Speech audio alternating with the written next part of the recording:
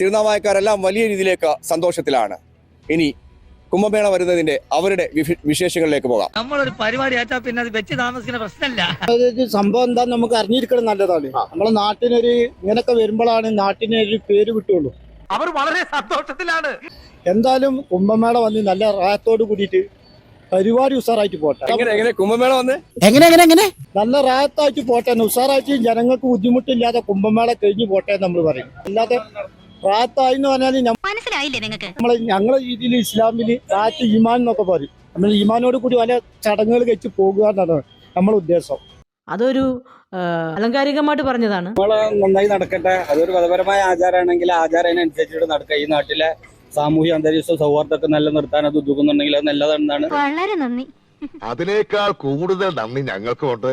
മലപ്പുറം ജില്ല എന്ന് പറഞ്ഞാൽ അത് മലപ്പുറത്തെ കുറിച്ച് അറിയായിട്ട് പറയാണ്. മലപ്പുറം ജില്ലയിലെ ജനങ്ങൾ എന്ന് പറഞ്ഞാൽ സ്നേഹിച്ചാൽ ചങ്ക് പറിച്ചു കൊടുക്കുന്ന ജനങ്ങളാണ്. ഈശ്വരന്മാരുടെ കൂട്ടത്തിലാ ആ കുട്ടി SP കാണുന്നത്. മറ്റു നാട്ടിൽ നിന്ന് ഇവിടെ വന്ന് ജീവിക്കുന്ന ആളുകൾക്കറിയാം മലപ്പുറം ജില്ല എന്താണ്. അവരുമായി ഇടപഴകി ജീവിക്കുമ്പോൾ മലപ്പുറം ജില്ലയിലെ ജനങ്ങൾ എന്താണെന്ന് ഒരു സമൂഹത്തിന് മനസ്സിലാവുള്ളൂ. ഓരോ മനുഷ്യർക്കും അവൻ്റെതായ നമ്മളെ ജാതിയിലും മതത്തിലും ഒക്കെ അനുസരിച്ച് ജീവിക്കാൻ നല്ല സ്വാതന്ത്ര്യമുള്ള ഒരു ജില്ലയാണ് മലപ്പുറം.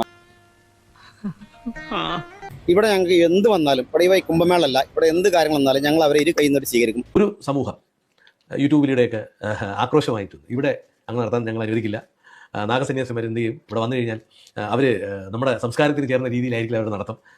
പല ആളുകളും പല വിമർശനങ്ങളൊക്കെ നടന്നോട്ടെ, പക്ഷെ ഞങ്ങളെ ഒന്നും ബാധിക്കുന്ന വിഷയമല്ല.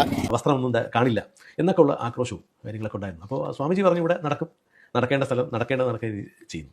അപ്പോൾ ഇത്തരം ആചാരങ്ങൾ കേരളത്തിലേക്ക് വരുമ്പോൾ ആർക്കാണിത് ഭയം? ഇവിടെ കുംഭമേള അടിപൊളിയായിട്ട് നടക്കും, ഒരു പ്രയാസമില്ല.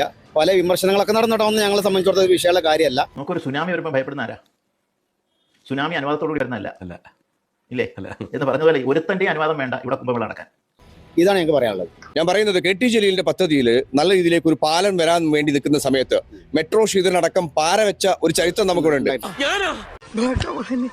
ഇന്ന് ആ പാലം ഉണ്ടെങ്കിൽ ശരിക്കും ഭക്തജനങ്ങൾക്ക് എന്തായിരുന്നു, സുഖമായിട്ട് നടക്കാമായിരുന്നു. പറഞ്ഞിട്ട് എന്താ കാര്യം? എന്ത് ചെയ്താലും നന്നാവില്ലെന്ന് പറഞ്ഞ് ഈ ലോകത്ത് കുറെ എണ്ണം അവതരിച്ചിട്ടുണ്ട്. ഇവിടെയുണ്ട്. അതാ ഈ അവതാരം. അതായത് മെട്രോ ശ്രീധരനോടാണ് എനിക്ക് പറയാനുള്ളത്. മുഖസ്തുതി പറയാനെന്ന് വിചാരിക്കരുത്. അന്ന് ആ പാലം ശരിക്കും ഉണ്ടെങ്കിൽ ഇന്ന് ഭക്തജനങ്ങൾക്ക് അന്ന് മതത്തിന്റെ പേരിൽ അത് ബ്ലോക്ക് ചെയ്തു എന്നാണ് ഞാൻ അറിയപ്പെട്ടത്. മതം വ്രണപ്പെടുത്തി എന്നാണ് പറഞ്ഞിട്ടാണ് സ്റ്റേ വാങ്ങിയത്. നീ നമ്മുടെ തറവാടിന്റെ പാരമ്പര്യം കാത്തു. ഇന്ന് ആ പാലം ഉണ്ടെങ്കിൽ ശരിക്കും ഭക്തജനങ്ങൾക്ക് എന്തുണ്ടായിരുന്നു, സുഖമായിട്ട് അതിലൂടെ യാത്രയായിരുന്നു. നിങ്ങളെ കൊണ്ട് ദൈവം കെട്ടിച്ചാണ് ആ പാലം. ഈശ്വര, ഓരോന്നോരോന്നെ പുറത്തേക്ക് വന്നോണ്ടിരിക്കുകയാണല്ലോ. ഇവിടെ ആ പാലത്തിന്റെ എല്ലാ പ്രാരംഭ നടപടികളും നടന്നുകൊണ്ടിരിക്കുകയാണ്. ആളുകളൊക്കെ സപ്പോർട്ടാണ്. പക്ഷെ ഇയാൾ വന്നിട്ട് ഇപ്പൊ എന്തെല്ലാം വന്നിട്ട് അയാൾ പ്രസ്താവന നടത്തിയിട്ടുണ്ട്. മതം വ്രണപ്പെടുന്നു. എന്ത് മതം വ്രണപ്പെടുന്നു? ഒരു ചായക്കടക്കാരന്റെ മകന് നല്ലൊരു ചായ ഉണ്ടാക്കാൻ അറിയില്ല എന്ന് പറഞ്ഞാൽ ഇവിടെ കുംഭമേള പോലത്തെ പരിപാടി നടക്കട്ടെ, ഇവിടെ നടന്ന് കാണിക്കട്ടെ ആൾക്കാർ. അത്ര നമുക്ക് പറയാനുള്ളൂ. ഫ്രണ്ട്സിനൊക്കെ വിളിച്ചോളൂ. Let's enjoy. ഓക്കേ, അത് കലക്കാൻ വേണ്ടി ആൾക്കാർ പലതും പറഞ്ഞുണ്ടാക്കും. അത് അങ്ങനെയാണ്, കുംഭമേള വന്നാൽ അതുണ്ടാവും ഇതുണ്ടാവും. ഞങ്ങളൊന്നും കാണുന്നുമില്ല, കേൾക്കുന്നുമില്ല. നമ്മുടെ ജീവിതത്തിൽ ഇതുവരെ കാണാൻ പറ്റാത്ത സാധനമാണ് ഈ കുംഭമേള. നമ്മളിങ്ങനെ കേട്ടുകൊള്ളും പുറത്തുനിന്ന്. അപ്പൊ അതൊന്നും നേരെ ലൈവായിട്ട് കാണാൻ നമുക്ക് കാണുമ്പോഴുള്ള ഒരു ത്രിൽ, കോൺഫിഡൻസ്, എനർജി, അതാണ്. നാട്ടിൽ നടക്കട്ടെ, നല്ല കാര്യങ്ങളൊക്കെ നടക്കട്ടെ. അങ്ങനെ ഓരോരുത്തർക്കും ഓരോ വിശ്വാസങ്ങളോ, അത് നമ്മൾ എതിർക്കാൻ പാടില്ല. നല്ല കാര്യങ്ങൾ അങ്ങനെ നടന്നു പോട്ടെ.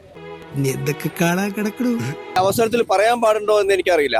അതായത് ഒരു പാലം KT ജലീലിന്റെ പദ്ധതിയിൽ അവിടെ കെട്ടാൻ വേണ്ടി പറഞ്ഞായിരുന്നു. ലക്ഷണം കെട്ട വാക്ക് നീ കടിച്ചു തൂങ്ങാതെ പ്ലീസ്. പാലം ശരിക്കും ഉണ്ടെങ്കിൽ ആ ഭക്തജനങ്ങൾക്ക് വേണ്ടി അതിലൂടെ നടക്കാനുള്ള കാര്യം ഒന്ന് നടന്നേനെ. തീർച്ചയായിട്ടും നടന്നേനെ. കുംഭമേള ഇത്രയും കാലം ഇല്ലാതിരുന്നത് പെട്ടെന്ന് ഒരു സുപ്രഭാതത്തിൽ പൊട്ടിമുളച്ചതുപോലെ വേണ്ടത്ര ആസൂത്രണമില്ലാതെ കൊണ്ടുവന്നതാണോ എന്ന് എനിക്ക് തീർച്ചയായിട്ടും സംശയം. സാധാരണ ജനങ്ങൾക്കൊന്നും തന്നെ വർഗീയമായിട്ടുള്ള ചിന്താഗതികളൊന്നുമില്ല. ഇവരെ ഉള്ളിൽ വർഗീയത കുത്തിക്കയറ്റി കൊടുക്കുന്നത് മത പണ്ഡിതന്മാരാണ്. നാഗസന്യാസിക്ക് വരണമെന്ന് വിചാരിച്ചാൽ നാഗസന്യാസി വന്നിരിക്കും. ആരും ഒരു ചുക്കും ചെയ്യാനും പോകുന്നില്ല. പിന്നെ അവർ ചിലർ തുണി ഉടുക്കും, ചിലർ ഉടുക്കാതിരിക്കും. ആരാണ് മുമ്പോട്ട് വരുന്നത് തടസ്സപ്പെടുത്തുന്നതെന്ന് കാണട്ടെ. അല്ലെങ്കിൽ പിള്ളേച്ചൻ നുണ പറയുന്നതായിരിക്കും. അല്ലെങ്കിൽ STPI പോലുള്ള രാഷ്ട്രീയ എന്താ പറയാ സംഘടനകളാണ്.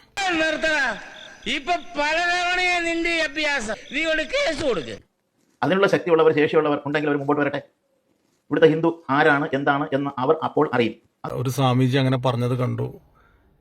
കുംഭമേള മുടക്കാൻ ഇത് ആരുടെയും ബാപ്പയുടെ സ്ഥലമല്ല എന്നൊക്കെ പറഞ്ഞു. ഭാരതപ്പുഴ ആരുടെയും അച്ഛൻ്റെയോ അല്ലെങ്കിൽ ബാപ്പയുടെയോ തന്തയുടെയോ എന്ന് ഏത് ഭാഷയിൽ വേണോ പറഞ്ഞാൽ ഫാദറുടെയോ പിതാശ്രീയുടെയോ വകയൊന്നും. വെറുതെ ഒരാവശ്യമില്ലാതെ കോട്ട് ചെയ്യണം മുസ്ലിങ്ങളെ. ഒരു കാര്യമില്ല. കാരണം ഒരു മുസ്ലിങ്ങളും കുംഭമേളയ്ക്കെതിരായിട്ട് എവിടെയും വന്നില്ല. അപ്പം ഞാൻ പൊട്ടനാ? ഇത്രയും ഞാൻ ചെയ്തുകൊണ്ടിരിക്കുന്നു, ഞാൻ പൊട്ടനാ? കുംഭമേളയ്ക്ക് സ്റ്റേ കൊടുത്തിട്ടുണ്ടെങ്കിൽ അവിടുത്തെ തഹസിൽദാരായിട്ടുള്ള ആളാണ്. അയാളൊരു മുസ്ലിമാണെന്ന് എനിക്ക് തോന്നുന്നില്ല. എണീറ്റ് വന്ന് വല്ലതും കഴിക്കമ്മായി. വേണ്ട മോളെ, ഒന്നും ഇട്ടുണ്ടെന്ന് ഇറങ്ങില്ല. ഏത് ഗവൺമെന്റ് ആയാലും ഇനി ഏത് സമുദായക്കാരനായാലും മതക്കാരനായാലും മനസ്സിലായില്ലേ, അതിനുള്ള തപസിന്റെ ശക്തിയും സങ്കല്പവും ചൈതന്യവും ഒക്കെ ഇവിടുത്തെ സന്യാസിക്കുണ്ട്. എന്താ ഇത് ഇങ്ങനെയൊക്കെ സംസാരിക്കാ? മോളെ നമ്മൾ എന്ത് മുണ്ടിൽ കാണണം, വരാനുള്ളതൊക്കെ വഴി തങ്ങുമോ? മധു അല്ലേ പേര്? മധുവിനോട് എനിക്ക് പറയാനുള്ളത്, ഇപ്പൊ കെട്ടിക്കൊണ്ടിരിക്കുന്ന പാലമുണ്ട്. നിങ്ങൾ ഈ സുരക്ഷ കുറവുണ്ട് എന്ന് പറയുമ്പോൾ ഇപ്പൊ കെട്ടിക്കൊണ്ടിരിക്കുന്ന പാലം 50,000 പേര് പോലും കയറി കഴിഞ്ഞാൽ പൊളിയുന്ന പാലമാണ്. ശരിയാണ് സർ. കുറച്ചു മുമ്പ് KT ജലീലിന്റെ പദ്ധതിയിലൂടെ വലിയൊരു പാലം നടപ്പാക്കാൻ വേണ്ടി പോയിരുന്നു. അതിനെ തടസ്സപ്പെടുത്തിയത് ഇവരെ കൂട്ടത്തിൽപ്പെട്ട ആളുകൾ തന്നെയാണ്. കലികാലത്തിന്റെ ഓരോ കളികളെ വേണ്ടാത്തതേ ബുദ്ധിയിൽ ഉദിക്കും. തീർച്ചയായിട്ടും ആ പാലം വന്നാൽ കാര്യം ഉണ്ടായിരുന്നു. ഉറപ്പല്ലേ? ഭക്തജനങ്ങൾക്ക് സിമ്പിൾ ആയിട്ട് സുഖമായിട്ട് യാത്ര ചെയ്യാനുള്ള സൗകര്യം ഉണ്ടായിരുന്നു. ഈ ദ്രോഹം ഒരിക്കലും സമ്മതിക്കാൻ ഒക്കില്ല. ആരാണെങ്കിലും മനുഷ്യജീവനല്ലേ, ഒരാളാണെങ്കിൽ പോലും അതിൽ അപകടപ്പെടാൻ പാടില്ലല്ലോ. അപ്പോൾ വേണ്ടത്ര സുരക്ഷാ ക്രമീകരണങ്ങൾ ഈ കാര്യത്തിൽ തീർച്ചയായിട്ടും ഈ പറഞ്ഞത് കുറ്റിപ്പുറം പോലും നോക്കുവാണെങ്കിൽ കുറ്റിപ്പുറം പോലും ഓക്കെയാണ്. പരന്ന പ്രദേശം. പക്ഷേ ഇത് ചെറിയൊരു ഇടുങ്ങിയ പ്രദേശമാണ്. അവിടെ എന്തൊക്കെ സംഭവിക്കും, എന്തൊക്കെ ട്രാഫിക് ബ്ലോക്ക് ഉണ്ടാവും, ഒന്നും കാൽക്കുലേറ്റ് ചെയ്യാൻ കഴിയില്ല. അറിയാം, നിങ്ങൾക്കറിയാമെങ്കിലും നൗഷാദ് പറയും. നമ്മൾ ഇപ്പൊ ഈ പറയുണ്ടായി, അതായത് ഈ പാലം വിട്ടില്ലേ? ശരിക്കും മുൻപ് ഒരു പാലം ഇവിടെ ഉണ്ടായിരുന്നല്ലോ അല്ലെ? ആ പാലം ശരിക്കും മുൻപ് ഒരു പാലം പണി ഇവിടെ തുടങ്ങി വെച്ചായിരുന്നല്ലോ. ആ പാലം ഇന്ന് ഇതും കൂടി കൂട്ടി 28,315 പ്രാവശ്യമാണ് ഞാൻ കേൾക്കണത്. വളരെ ഉപകാരപ്രദവും ഇതിന്റെ ഒന്നും ബുദ്ധിമുട്ടില്ലാതെ എല്ലാവർക്കും അപ്പുറത്തും ഇപ്പുറത്തും പാസ് ചെയ്യാൻ ഏറ്റവും നല്ലൊരു സൗകര്യം അത് തന്നെയായിരുന്നു ഉണ്ടായിരുന്നത്. അത് ഭയങ്കരമായിട്ട് മോശമായി പോയി. അതിന്റെ പണി നിർത്തിവെച്ചത് അത് ആരൊക്കെ ആയാലും ശരി, അത് മഹാമോശമായി. അധികം ചൂടാവൊന്നും വേണ്ട. JK കൺസ്ട്രക്ഷൻസിലെ ഒരു സൂപ്പർവൈസറാണ് ഞാൻ. കാരണം ലോകത്തുള്ള ഏത് ജനത്തിനും ഉപയോഗപ്പെടുന്ന ഒരു പരിപാടിയായിരുന്നു ഒരു പാലം ഒരു നാട്ടിൽ വരിക എന്ന് പറഞ്ഞാൽ. അതില്ലാതാക്കിയതിന്റെ ബാക്കിൽ ആരായാലും അത് ശരിയായില്ല എന്നേ നമുക്ക് പറയാനോ. ഞാൻ ഇവിടെയൊക്കെ തന്നെ ഉണ്ടായിരുന്നു. അതുകൊണ്ട് എന്ത് വിശേഷം? താൻ ഇവിടെ ഉള്ളതും ഇല്ലാത്തതും ഒക്കെ ഒരുപോലെ തന്നെയാണ്. ഓലെ പരിപാടി പോലെ വിജയിപ്പിച്ചോട്ടെ, നല്ല കാര്യമല്ലേ. നമുക്ക് ഓലെ കൊണ്ട് ഒരു ഉപദ്രവം നമുക്കില്ല. പിന്നെന്താ, നമുക്ക് ബുദ്ധിമുട്ട് വരില്ല. നമ്മളെ കൊണ്ട് ഓലക്കും ബുദ്ധിമുട്ട് വരണില്ല. പിന്നെന്താ നമുക്ക് വന്നോണ്ട്. ഇവർക്ക് എന്താ പ്രശ്നം? ഇവർക്ക് പ്രശ്നമൊന്നുമില്ല. പിന്നെ ആർക്കാണ് ബുദ്ധിമുട്ട്? അപ്പൊ പിന്നെ തനിക്ക് എന്താ പ്രശ്നം? എനിക്ക് പ്രത്യേകിച്ച് പ്രശ്നമൊന്നുമില്ല. എന്നാ പ്രശ്നമുണ്ട്. ബുദ്ധിമുട്ട് ആർക്കാ ചാനല്ല തോന്നുന്നത്, നമുക്കറിയില്ല. അത് വാർത്തയിലെടുപ്പോ ഇതിന്റെ ബുദ്ധിമുട്ട് കാണുന്നു. അത് ശീലമായി പോയി. ഇരുന്നാവുന്ന നിലയ്ക്ക് ഞങ്ങൾ പ്രതീക്ഷയോടെ കാത്തിരിക്കുകയാണ്. രാജ്യത്തിന്റെ പല ഭാഗത്തുനിന്നും ആള് വരുന്നുണ്ട്. ഇരുന്നാവയ ലോക മാപ്പിൽ അറിയപ്പെടാൻ പോവാണ്. നേരാണോ ഇതൊക്കെ? പിന്നെ അന്ന് എല്ലാവരും എന്നെ പുച്ഛിച്ചു. എന്നിട്ടിപ്പോ എന്തായി?